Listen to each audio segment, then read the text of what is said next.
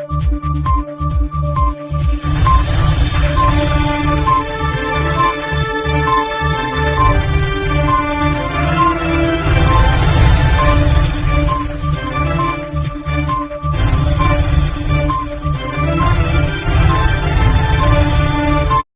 ఈరోజు కావలి పట్టణంలో మాగుంట పార్వతమ్మ గారి ట్రక్ రోడ్లో ముఖ్య అతిథులుగా మంత్రులు పొంగూరు నారాయణ గారు, అలాగే నిమ్మల రామానాయుడు గారు,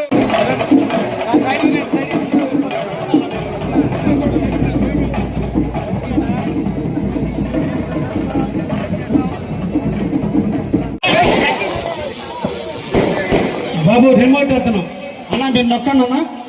స్టార్ట్ 1 2 3.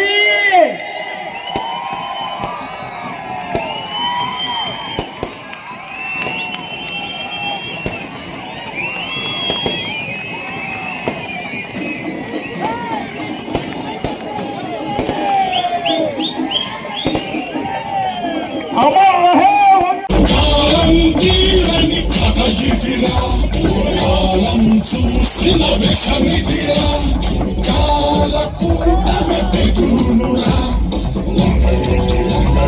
వంగవీటి తప్పులు నూరు తుమిగిలని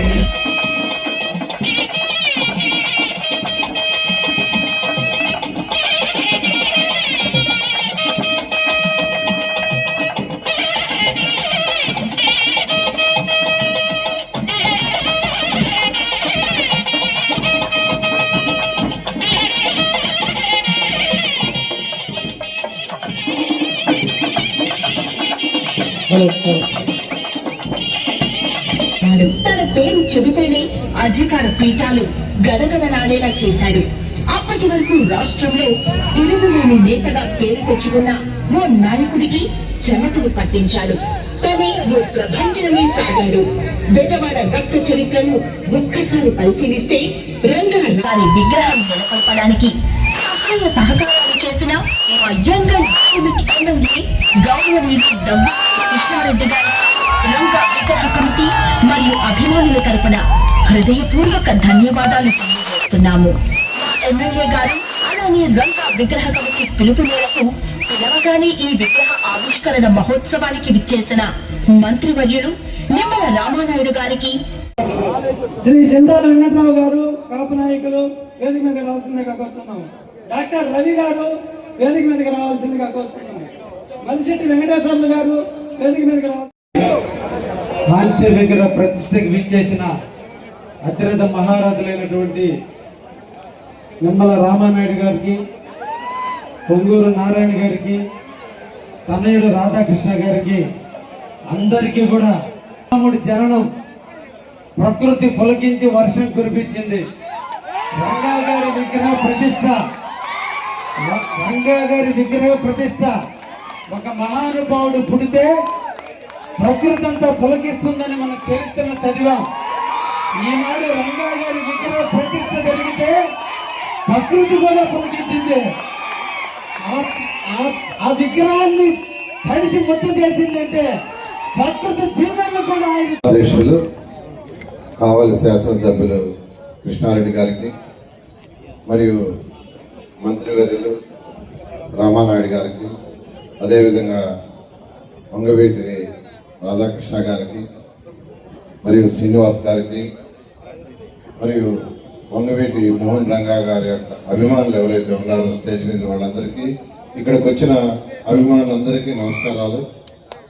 ఈరోజు విగ్రహ ప్రతిష్ట చాలా చక్కగా జరిగింది.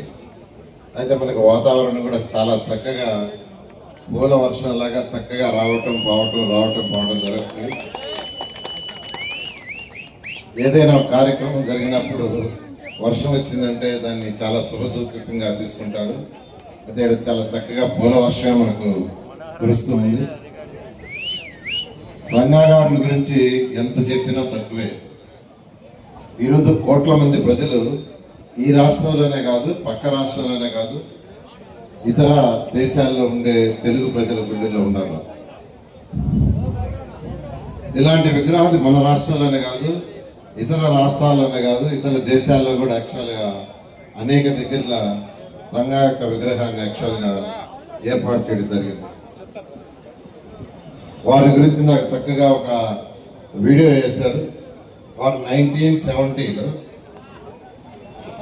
కృష్ణా జిల్లాలోని కాటూరు నుంచి విజయవాడకు రావటం, అక్కడ వారి బ్రదర్ 1974లో హత్యకు గురి కావటం.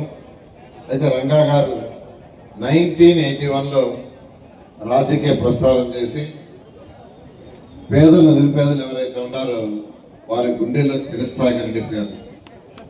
ఎక్కడ ప్రజలకు అన్యాయం జరుగుతుంటే అక్కడ ఆ ప్రజల హక్కుల కోసం పోరాడారు. జైల్లో ఉండి ఒక ప్రజానాయకుడిగా కలిసిన వ్యక్తి రంగా గారు. అంటే ప్రజల గుండెల్లో ఉండబట్టే ఆయన జైల్లో ఉన్న గెలవగలిగాడు. అలాంటి గొప్ప వ్యక్తి రంగా గారు. కానీ ఈరోజు వంగవీటి మోహన్ రంగా గారు భౌతికంగా మనకి దూరమై మరి దగ్గర 3 దశాబ్దాలు దాటుతున్నా కూడా ఆయన మీద ఉన్నటువంటి అభిమానం రోజు రోజుకి సంవత్సరం గడిచే కొద్దీ కూడా పెరుగుతూ ఉంది అని అంటే అది వంగవీటి మోహన్ రంగా గారి యొక్క గొప్పతనం. అంతకు మించి వంగవీటి మోహన్ రంగా గారు ఆంధ్రప్రదేశ్ రాష్ట్ర చరిత్రలో ఎవరైతే బడుగు బలహీన వర్గాలు ఉన్నారో, ఎవరైతే ఈ యొక్క సమాజంలో విసిరివేయబడి విసర్జించబడినటువంటి వర్గాలు రామారాయుడు గారు,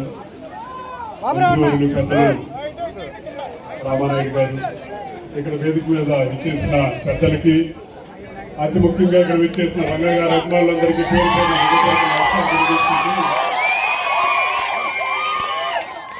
ప్రత్యేకంగా ఈ విగ్రహం ఏర్పాటు చేయడానికి స్థానిక శాసనసభ్యులు కృష్ణారెడ్డి గారు ఎంతో సహకరించిన వారికి మనస్ఫూర్తిగా ధన్యవాదాలు తెలియజేస్తున్నారు. ప్రతి రాజకీయ నాయకుడు ఎన్నికలప్పుడు గెలుద్దాం చూస్తాడు. గెలిచిన తర్వాత ఏదో పనులు అలా సాగిపోతూ ఉంటాయి. కానీ ప్రతి రాజకీయ నాయకుడు